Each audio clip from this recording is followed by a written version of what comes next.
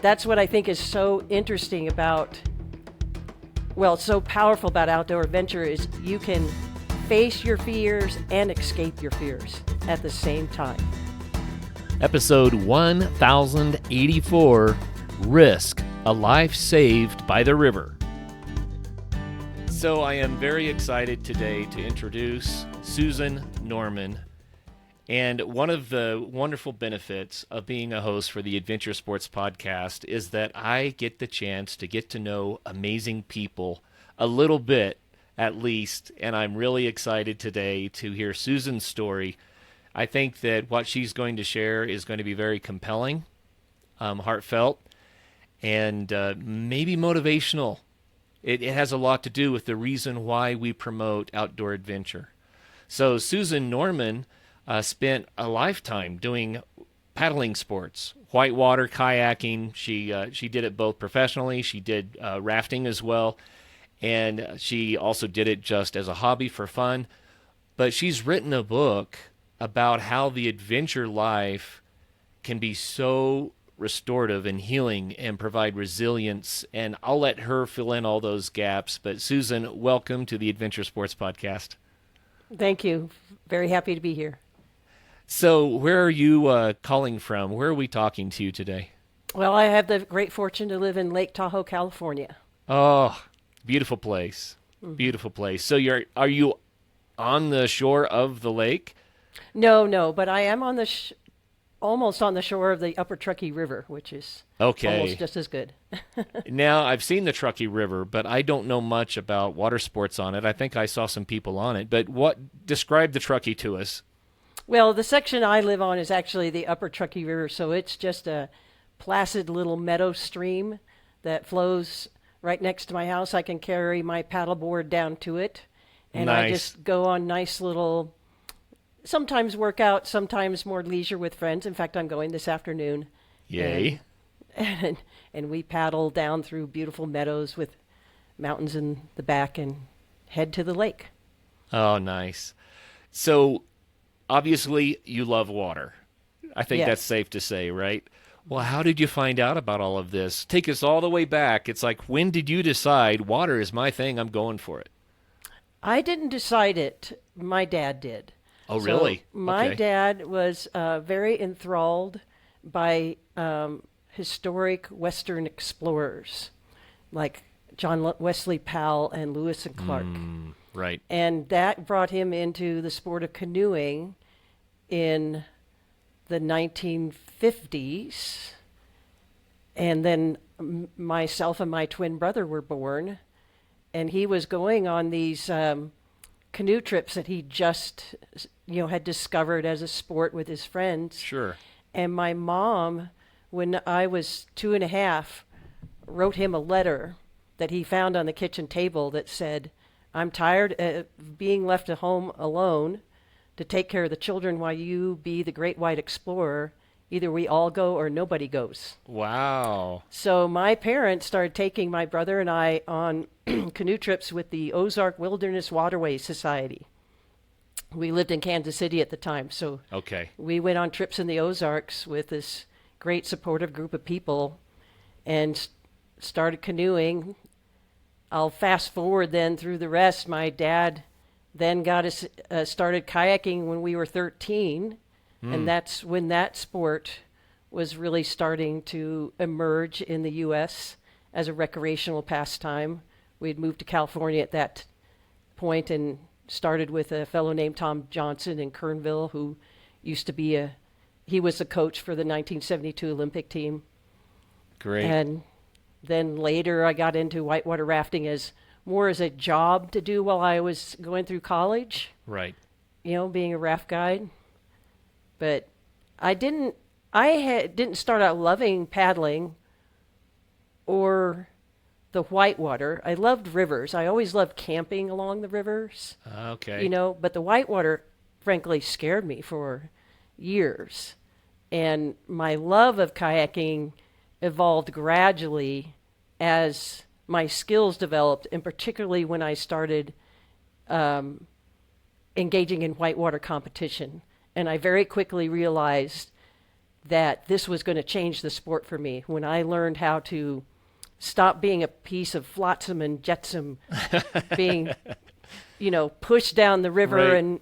and relying on adults to rescue me when I capsized and swam. I learned an Eskimo roll, and I learned how to drive my boat so I could put it where I wanted it, when I wanted it, in the river, and that changed the whole thing for me. Did you have the experience of trading in the 9 or 10-foot kayak for something more like 6 or 7 feet? Oh, I started with 13.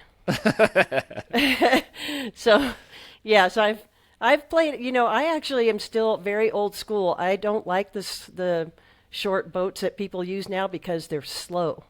And Okay. I've never been a freestyle boater. I don't like doing the flips and the spins and being upside down. Pirouettes. Yeah, I like moving around the river fast and darting in out of eddies like a spawning salmon. So I've always kind of kept using fast, sleek boats even when I kayak now. Well, I'm not really a kayaker anymore, but I used to kayak, and I was in a large volume creek boat because we Right. did a lot of creek boating and we needed to float, And it's much safer. Well, yeah, I Yeah. would imagine it would be, and I'm no expert. All I know is that it was a ton of fun. It was really a ton of fun.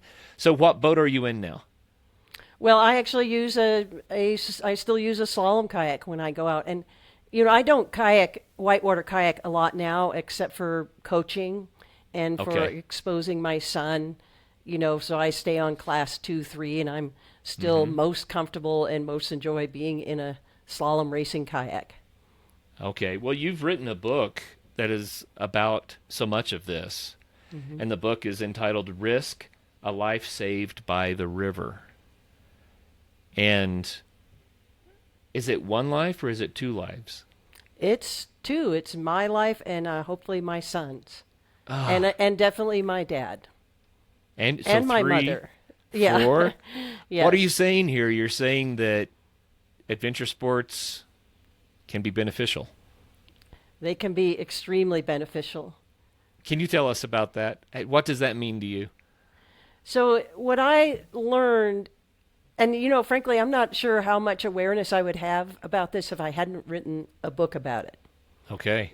Because it's how my life transpired. Right. But when I was 5, my mom was diagnosed with multiple sclerosis, which is a neurological disease, degenerative, and hers was a very extreme, they called it acute MS. And she was paralyzed by the time I was 10, essentially, and bedridden. Wow. So we had started canoeing, like I said, when I was 2.5. She was able to keep doing those kinds of activities till about the time I was 8. But it was definitely apparent that was going to diminish greatly, and she couldn't do that anymore. So she had to go live with her parents. My dad didn't have the resources to pay for the care and couldn't care for her at home.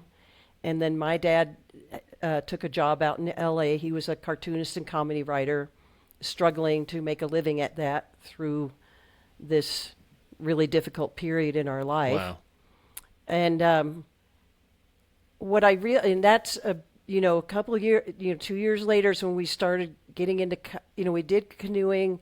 The first paddling chapter of my book is about a 2-week canoe trip we did on the Missouri River following the Lewis and Clark Trail. Wow. And we had a terrible, catastrophic accident at the day 1 of that trip, because it was 1969. And my dad had access to very little information. He knew about this trip in this section of the river, but he mistakenly launched about 10 miles above where he should have launched. Ooh. And there was a 3-mile long rapid right below where we put in. So we took this,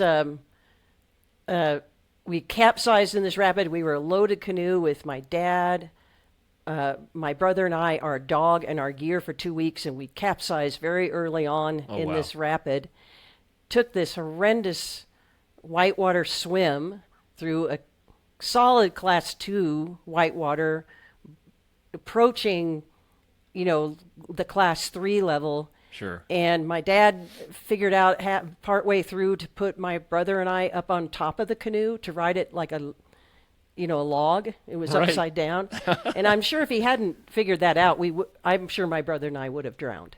Oh, we could not have survived. how Even in our life terrifying. jackets, we couldn't have survived that swim. And he hung on to the back and kept us from getting pinned on a rock and keeping the canoe straight. We finally got to the bottom. And that memory is, of course, so vivid for me. Right. And I remember the extreme peace and euphoria I felt when we were making camp that night on the river. My dad was prepared in many ways. We didn't lose any essential gear. We still had everything we needed to continue the trip. And I realized that I had been living with this fear and anxiety and sadness deep in my core for a number of years, related around my mom's illness and the fact that Sure. she'd separated from her family. And at the same time, on that moment, when we were on the river, I felt peace. And that was sustained, throughout that 2 weeks of wilderness camping and being on the river, getting in the flow. I remember watching my dad change during that 2 weeks. He was on the verge of having a nervous breakdown, and he started laughing again, telling jokes, telling stories. We were absorbed. We were able to escape for those 2 weeks the incredible sadness of our life and engage in this a very enriching experience. And we knew at the end of the trip we were going to have to go back to our sad life. But, so powerful about outdoor adventure is you can face your fears and escape your fears at the same time. Do you And that think builds that resilience. the big scare at the beginning of the trip, having to swim this long rapid, do you think that actually contributed to the peacefulness of the rest of the trip? Did it take the scare somehow to reset?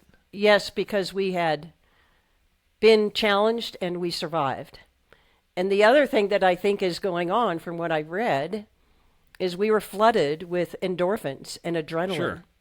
And that chemical dosing that you've inflicted on yourself also creates this reset. It's like a mental reboot. Right. Like you're rebooting your computer. Well, I've always loved adventure sports, and the ones that challenge me, I like to be safe, but I also like to be a little bit nervous. And Yes. there's something about the challenge of it. You finish the big challenge, and for me, it is a reset.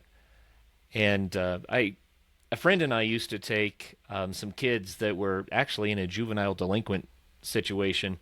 We used to take them sport rappelling, and these tough inner city kids, with all these, Right. and they would have such a hard time stepping out onto the rope and trusting the rope and going down the cliff. But it was so beautiful, Susan, because often they would get to the bottom where I would be belaying, and they would be laughing, they'd be smiling, and they'd be hugging me. So these tough guys, too tough for their own good, suddenly, tears in their eyes, they're giving me big hugs. Yeah. There's something magical about that. And somehow we're wired, I think, when we overcome the big challenge, Yes. it does something for us. It does. Huh. And Well, some that's- of it's a beautiful conscious, story. and a lot of it is not. Yeah. Yeah, for sure. And so you got off of this extended trip on the Missouri River. You had to go back to a very sad life, you said. But how did you know? I mean, tell us the rest.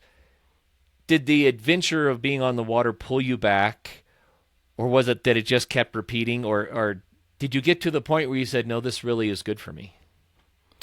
Well, my dad was still the instigator if I was left to my own devices, who knows what Right. I would have gotten into, probably some not good things. But shortly after that trip, well, a few years after that trip is when my dad decided to explore or to expand our experience into the world of whitewater kayaking, which was a very new sport at the time. Yeah. And so I think this was around 1973. And in 1972, they had whitewater kayaking in the Olympics for the very first time. And there was a young man from New England named Jamie McEwen who won a bronze in whitewater C1, one-person canoe.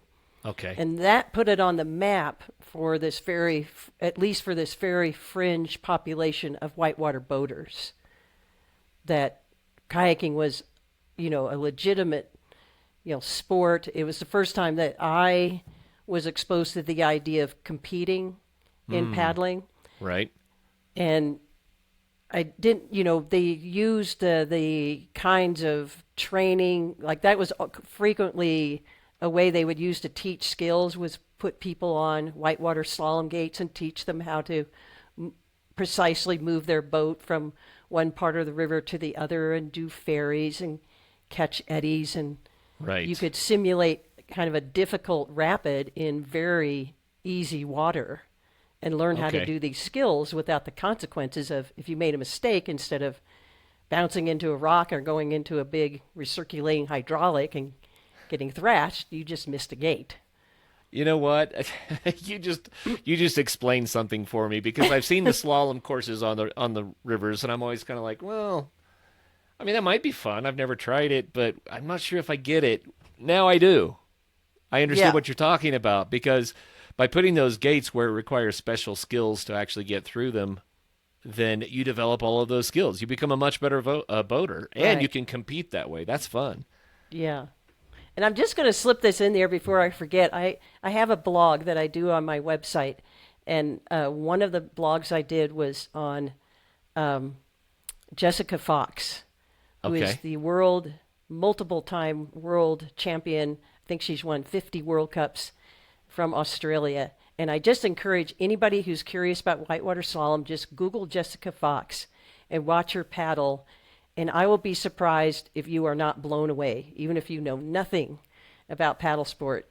I think the title of the blog is, I don't know, I can't remember, but it's Power and Grace. And the beautiful meshing of that we see in a lot of competitive adventure sports. Yes. That's what you're seeing when you see an incredible skier or a paddler. Right. These dynamic adventure sports, they are able to blend power and grace in this way that is absolutely captivating. And it's beautiful, too. What's the name of your website so people can help find it? It's SusanNormanAuthor.com. SusanNormanAuthor.com. Okay, that's fantastic. Well, let's fast forward a little bit, Susan. At some point, you're an adult, and you're on your own, but you continue to do the water sports. What was that about? Well, kayaking became my life once I had a brief interlude where I went into the Army, and I actually was, because my dad didn't have the money to send me to college. So I went into the Army for the GI Bill, but I got very lucky, and I actually taught kayaking in the Army in Garmisch-Partenkirchen for the Armed Forces Recreation Center. Oh, that's wonderful. So I was able to keep progressing in the sport, even while I was in the Army. When I got out and started going to college, all these young kids that I had recreationally paddled and competed against, who were also inspired by this feat that this young man, Jamie McEwen, did in 1972, had become world-class paddlers. Wow. And I wanted to be a part of that. So while I was going to college, I started training and traveling, and eventually earned a spot on the U.S. Women's Whitewater Slalom team and competed in slalom for several years while I was going through school. I took my time getting through school. I had to take some semesters off in order to compete. But during that time when I wasn't going to school, I was living, eating, and breathing paddling. Well, let's talk about that just a little bit. I'm trying to formulate the right question, but it has something to do with what was paddling giving back to you in your life? Why did it become such a driving force for you? I know part of it is community, but the big part of it was challenge. Something about that upbringing, growing up without a mom, having, my everyday life often filled with anxiety and uncertainty, right, actually pushed me to want to challenge.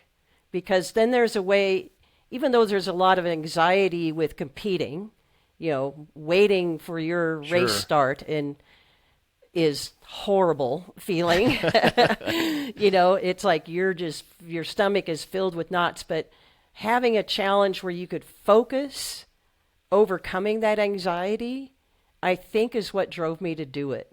Because then it allowed me to deal with the kind of ever-present underlying anxiety of just trying to fit into society and figure out what you're going to be when you grow up. Oh, wow. That became easier. So for people that have never done anything like this, maybe you can help us understand what it's like. So describe what it feels like just before your race, and then describe what it feels like when you've finished the course and you've, whether you win, whether you lose, whatever it is, you pull the boat out of the water. How do you feel then? Well, before the race, you feel like you're going to throw up. And you want to crawl out of your skin. And after the race, you're flooded with these endorphins that even if you didn't do well in your placement, there was rarely ever a race where I didn't have moments of brilliance on the course. Oh, yeah. And I would hang on to that, and then it was a big bonus if I actually kept that together all the way through the course and had good placing. Then there was, of course, all the great feelings of accomplishment and being a winner for that day. It didn't really mean much after that, but whitewater slalom is a beautiful sport, and just the act of doing it when you're in the flow with the river, working with the currents, zipping in and out of these gates. Former national champion Eric, I'm going to forget his last name, but he described it as a series of sweet moments. And every one of those sweet moments, when you drive into an upstream gate on one stroke and out into the current on another stroke, fills your body with this exhilaration that is just magical. Well, it just feels, it just has this incredible magic to it. And I know skiers know what I'm talking about, snowboarders, anyone that does like this, any fast surfers, they know everyone experiences the same thing really when they do those kinds of sports. There is one contrast, having done kayaking and being an avid skier. When you ski, as a rule, the slope's not moving. Yes.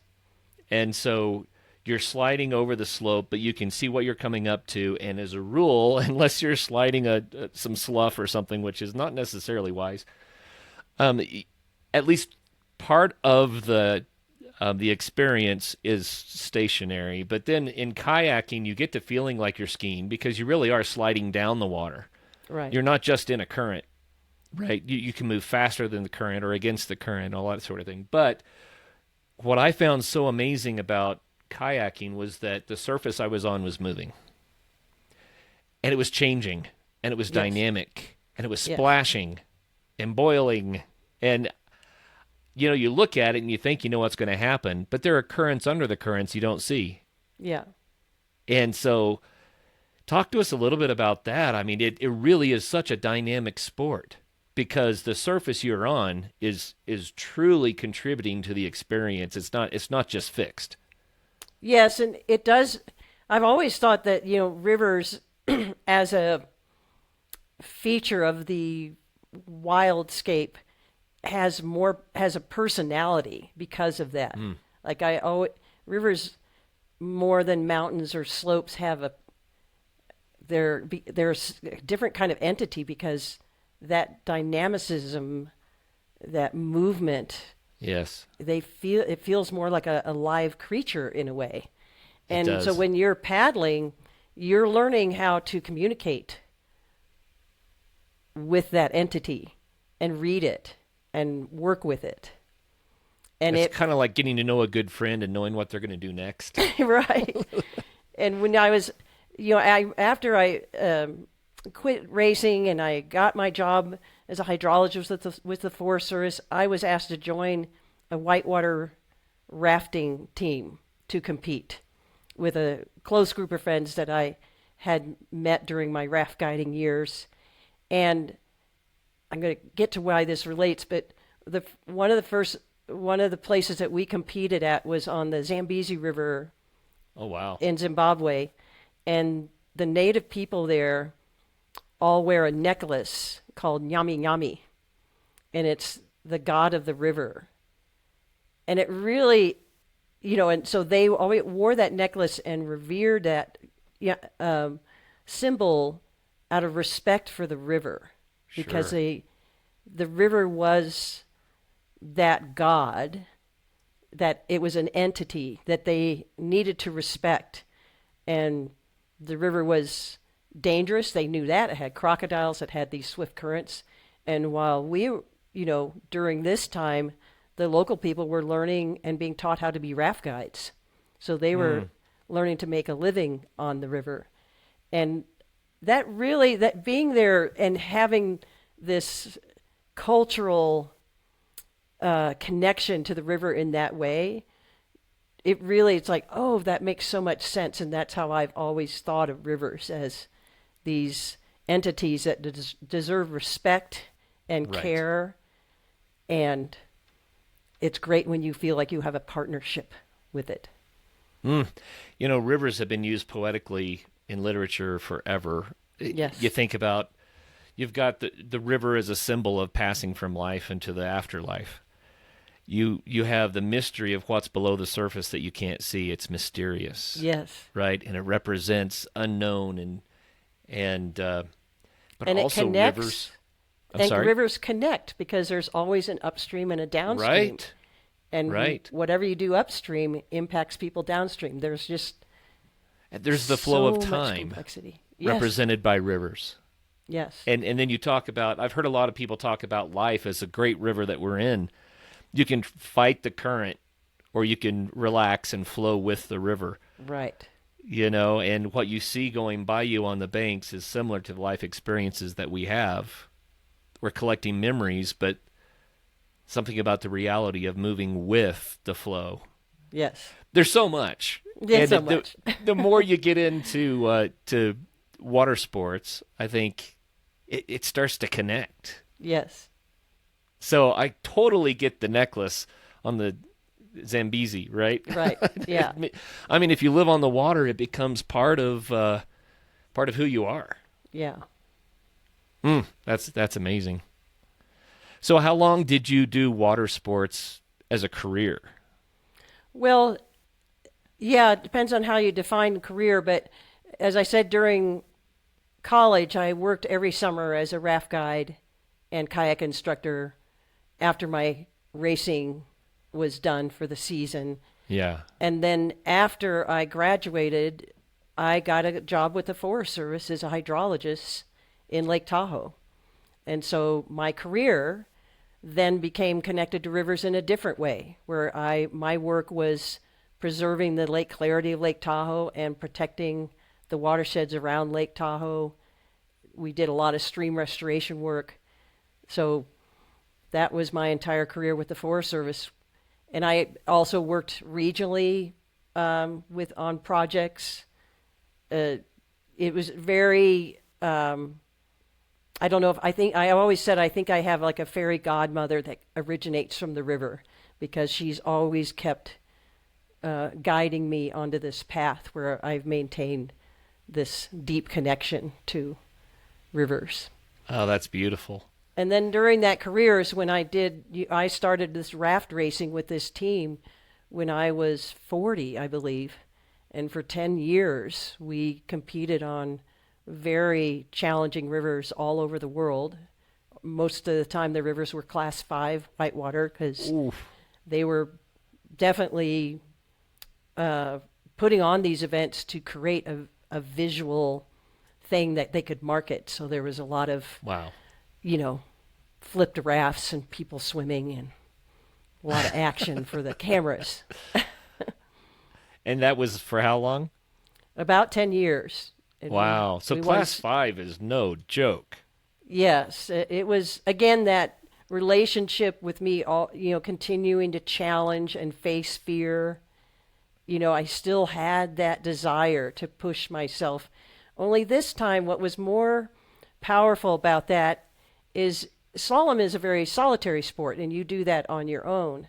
Right. In a raft, you're on a team. And I was on a team with very strong personalities, very accomplished women who were leaders in the industry, raft guiding on leading expeditions and trips all over the world. And we had to learn how to work together in this very challenging environment where if somebody made a mistake, it had major consequences for all of us. So there's a lot of pressure. And that experience was so powerful. We started out as good friends. Our friendships obviously just got deeper. You went through it together, literally. Yes, and it wasn't always pretty. There was fights, there was hurt feelings, there was crying, there was, the whole spectrum, but there was also tremendous joy. And I realized during that experience that the power of being on a team is the feeling of being able to do things that you wouldn't be able to do on your own. The only reason we were able to do what we did is because we had this set of skills. Each of us had different strengths that we could bring to the team. And by figuring out how to put those together, we were able to just accomplish some very big challenges during a time when rafting was still very new in many parts of the world. And we were one of several women's teams. At these events, they were mostly men. There would only be maybe less than a quarter, maybe only a fifth of the teams are women. And in countries where women didn't do that sport. And so we were very aware of the mothers and daughters and sisters that were watching us on the river, that we were blowing their minds because they had maybe seen that activity being done by the men in their culture, but they'd never seen women doing it. And there are many women that came up to me years later from Russia to Norway to Costa Rica that said the reason they started paddling and thinking of that as something they could do for either fun or for work was from watching our team in these competitions. Oh, how rewarding. And the fact that we were doing that we didn't have a male leader.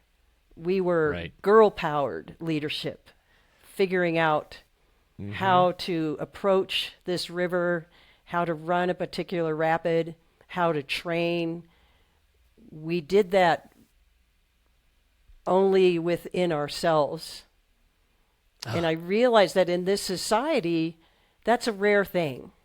Sure. Especially in outdoor adventure sports.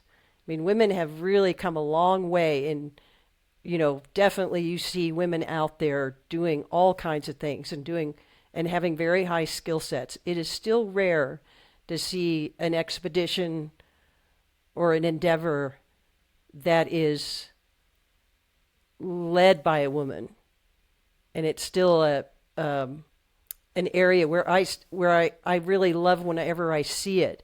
And another example of that I'm just going to throw out there that I wrote my last blog on is about 4 young women that are paddling from Lake Superior to Hudson Bay this summer. They call themselves the Hudson Bay Girls. And they're in their 20s. They're this whole new generation. And when I was talking to them for my blog, I realized what really struck me was the fact that at their age, even though I feel like I've done a lot and pushed, I had a lot of firsts. I've pushed a lot of boundaries. In my early mid-20s, I wouldn't have had the confidence, I think, to put together an expedition with 3 other girls like they're going to do. And to me, that's an example of that's great that we've had this generational advancement that these young girls are doing. That's so beautiful. On the Adventure Sports Podcast, Susan, we interview a lot of ladies. Matter of fact, I'd have to go back and look, but I wouldn't be surprised if we interview more women than men about adventure sports. And I love it that you were at the tip of the spear teaching the can-do. Yeah. What a gift you've given. Yeah. I love that. I love that. And there's so many ladies now that they don't have to ask the question, does it matter that I'm a gal instead of a guy? They don't have to ask that. They just no, we know we can do this because Susan did it first. Yeah. And That's she's wonderful. tiny, and she doesn't look like, she looks like just anybody you'd see on the street, so. Well, in so many adventure sports, women have a marked advantage.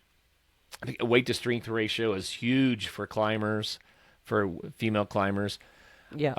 The way that, I don't want to stereotype at all, but the way that if you can't necessarily muscle through something, you have to finesse it instead. That requires more skill, more thoughtfulness. I think so many times women actually have a marked advantage, and they are leaders, absolute leaders in the adventure space. So I'm so glad that and you one could of be a part of that. Yeah, and one of my chapters in my book is strength through vulnerability, and that's one of the things I found out rather late is that embracing your vulnerability is actually a power when you're doing outdoor adventure and in life. I'm not sure I've learned that yet. I'm still learning that one. Yeah. Oh, It's a that's tough good. one. Yeah. So name your book for us again. I mentioned the name of it before, but It's titled Risk, A Life Saved by the River. okay, so I think we need to get into what the book is largely about here. Yes. We talked about the lives that have been saved through the outdoor adventure sports that you've done, but there was one life in particular that kind of becomes a focus of your book. What am I talking about here? So my book is a weave. Half the chapters are about a lot of fun, exciting exploits on rivers, but the other half is about my parenting journey.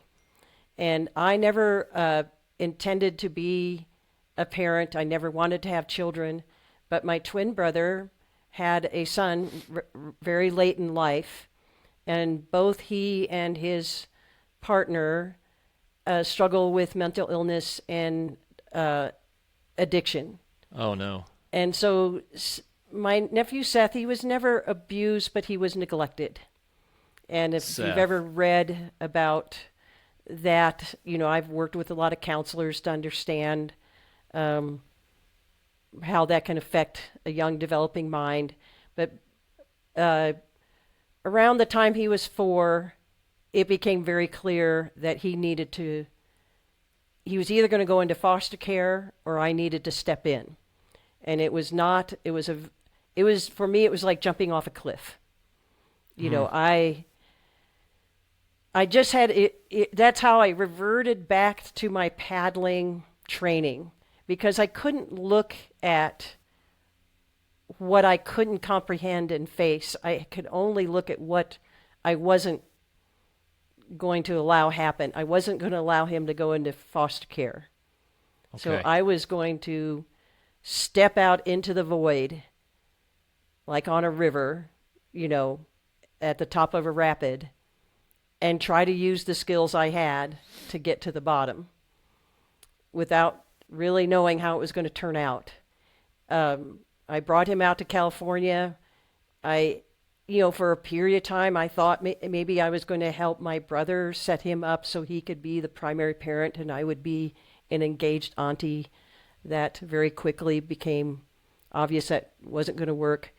And I, step by step, in kind of the same way I built skills in my sport, I just had to learn how to do it on the fly. But as I write in the book, for the many early years, all the way through elementary school, I felt like I was a class 2 paddler in class 5 whitewater.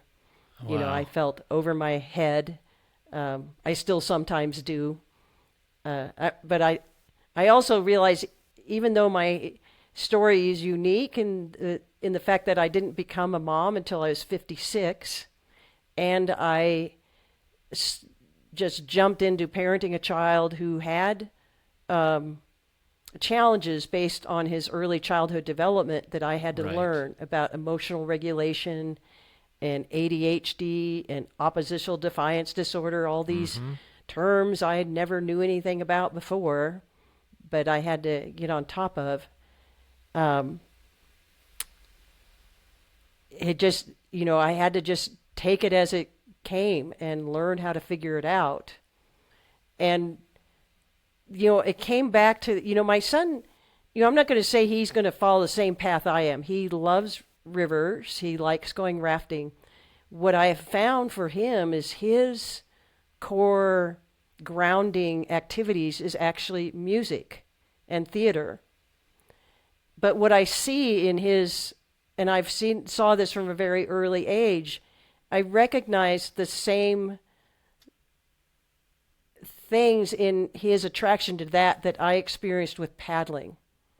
So I had the ability to nurture that, and keep him involved in that while also taking him rafting. And he's a very accomplished river boarder. I don't know if you know what that is, but you paddle the river with a big, like a boogie board thing and fins. He knows how to row a raft. He knows how to paddle captain a raft. He's 15. And he enjoys all that stuff. And I think I'd had Seth for about a year. He was 5 when I did my first river trip with him. And I went with my former teammates on my raft team, most of them who would also become mothers and had their children on the trip. And I realized that was the first time that I felt like I could breathe since I had brought Seth out to live with me, was on that trip, because we were both so content. I was content in that I had this great support network to help me manage this young child that I was still feeling so overwhelmed by. And he was absolutely ecstatic about picking up rocks and sticks on the beach and playing with the dogs and riding on the raft. And, all these behaviors that were really challenging for me to deal with at home really weren't as big a deal out in this outdoor playground in this community that we were with. And I, once again, that was the first time I remember feeling like maybe I can do this. Maybe I can be his parent as long as I keep us grounded in nature that is so essential for me, to maintain my ability to cope with things and be able to recover from exchanges we have that really upset me. It does the same thing for him, and I can see it. That's beautiful. I have long been a huge proponent of getting kids into the woods. That's kind of the way that I say it, letting them connect with nature. We're just wired for it anyway, but children love it. Yeah. One thing I've noticed, Susan, in raising kids, sometimes you get to a point where it's just not working. And it might be in a grocery store, it might be at home, it might be at a friend's house, whatever it is, it's just not working. You have to change the scene. Yes. And when you change the scene, it's like pressing the restart button, and you have another chance to make things work again. And it sounds like that first river trip with Seth was like the key that unlocked that door. Yeah. It's beautiful. And you also mentioned, you use a lot of metaphors, but you mentioned how much the water sports had trained you.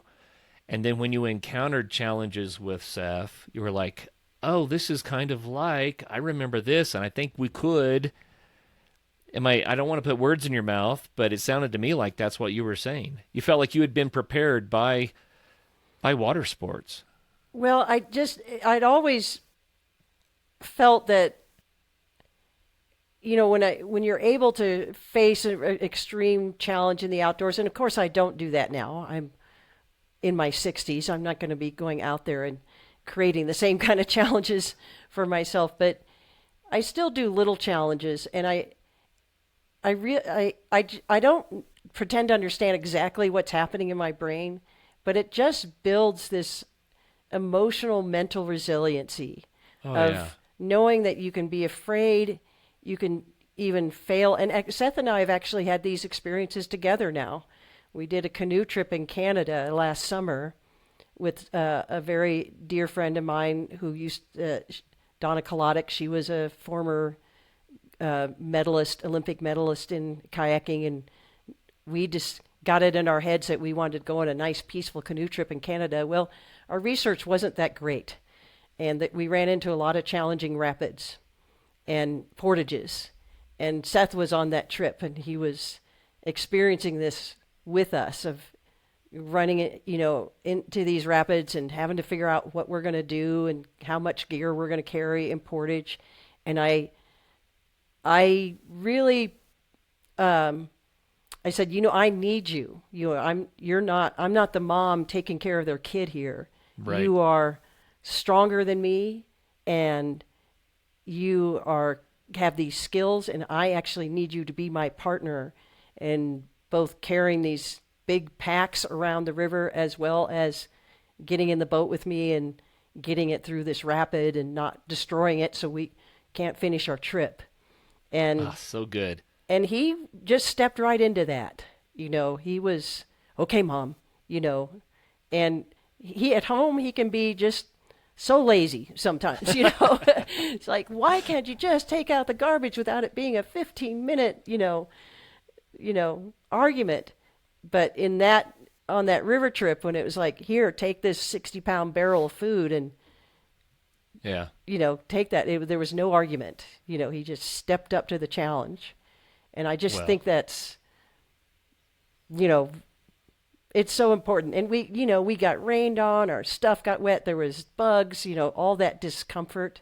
Sure. And I just know you come out of those things, and when you come home, and Seth has definitely had his challenges at school, getting in fights, having peer conflicts, but I see in him this ability to, and maybe it's, he is born with it, but I see in him this ability to be able to bounce back from these negative experiences and not let them crush him and, bring him down to a point where he can't get up the next day and try again. Well, I'm going to speak as a male because I can't speak as a female. But there was a point in my life, I know for sure, when I needed to be tested. I needed to test my mettle, so to speak. Yeah. I needed to go through a little bit of the fire and find out what I was made of. And there's something about learning to adult. Yes. As a young man. It sounds like that trip was so good in that it gave him the opportunity to say, I'm the real contributor here. I'm the real deal. Yeah. That matters. Yeah. And so, as a teenager, and he's, a strong boy, now that's before the paddling was about just giving him this incredible playground, like you said, how the outdoors is so stimulating for children. They don't even think about wanting to be on electronics when they're out playing in nature with all the wonderful things. As a teenager, the experience is what you just described. Every river trip, he still plays. They still make things out of sticks and do kind of kiddie things. But at the same time, he has all this opportunity to adult. Last summer on the river trip, I got on my stand-up paddleboard and said, I trust you to be able to take the raft today, even though there's some difficult class 3+ rapids. But, I'd like you to do it if you're okay. And he was like, sure, Mom, in this very, grown-up way. And just minutes before, he'd been building sandcastles on the beach, Yeah. Well, hey, never grow up completely. Hang on to the creativity and the adventure. Susan, you're kind of describing trauma. Trauma that Seth went through and trauma that you went through. Mm-hmm. And I am a believer that outdoor experiences can do a lot to help with managing our past experiences. But can you speak to that directly? Even today, what I know and I feel and I'm more aware of is being in the outdoors and exercising, connecting with nature. It just builds this resilience and maintains this resilience. That I can have a really bad interaction with my son, arguing over the many things we have because I'm a control freak and he has oppositional defiance disorder. We will constantly struggle with getting on the same page. And besides the fact that we have learned how to manage that better and know kind of the steps we need to deal with that, my ability to get out and get perspective when I go outdoors, either by myself or with my dog or friends, I can just feel this magic happening because I've just gotten out there and been in this environment that works on our brains in all these mysterious ways that we're not aware of, that are so healthy and powerful. I love it. It's such a beautiful story that you've shared about how, it doesn't have to be water sports, but for you it was. Mm-hmm. But how it contributed to you as a young lady, and then through adulthood, and now in this relationship with Seth. And I'm thinking about how it's unique in that you were not 30 years old when you entered parenting. Yeah. And then you entered a challenging situation. But the beauty of it is that you were able to lean into what you learned from the outdoors and learn from adventure. Yeah. To make all of this just a beautiful story worth telling and life better for you and for Seth. I'm a firm believer in that, Susan. It's why we started the Adventure Sports Podcast in the first place. It's not only about fun. It's about the benefits. It's about what we learn from it. It's about connecting with nature. There's so much there, so much. And your story is a beautiful illustration of all of that. So thank you for your time today. Thank you for sharing from the heart what Adventure Sports did for you. Thank you so much, Curtis. It's been great. Yeah, I really enjoy your story. It's beautiful. And the name of your book, again, is Risk, A Life Saved by the River. And your website, it was Susan Norman. Author.com. Yes. Okay, Susan Norman, author.com. Thank you for joining us today. And until the next show, please do get out there, connect with nature, and have some fun.